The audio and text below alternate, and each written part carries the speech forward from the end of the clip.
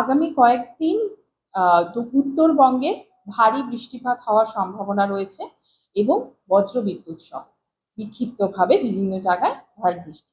আর দক্ষিণবঙ্গের ক্ষেত্রে বিক্ষিপ্তভাবে বৃষ্টি থাকবে এবং কোথাও কোথাও বজ্রবিদ্যুৎ সহ বৃষ্টি থাকবে।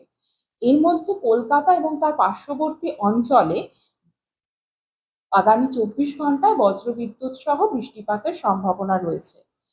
আর যদি আমরা দক্ষিণবঙ্গের জেলাগুলিকে দেখি তাহলে আগামী 24 ঘন্টায় কলকাতা, উত্তর ও দক্ষিণ 24 পরগনা, বীরভূম, মুর্শিদাবাদ ও নদিয়াতে বজ্রবিদ্যুৎ সহ বৃষ্টির সম্ভাবনা। পরের দিন মানে 4 তারিখে পুরুলিয়া, ওয়েস্ট বর্ধমান, বীরভূম, মুর্শিদাবাদে এবং 5 তারিখে ইস্ট বর্ধমান, ওয়েস্ট বর্ধমান, বীরভূম ও মুর্শিদাবাদে ভারী বজ্রবিদ্যুৎ সহ বৃষ্টিপাতের সম্ভাবনা রয়েছে, ভারী বৃষ্টি নয়। আর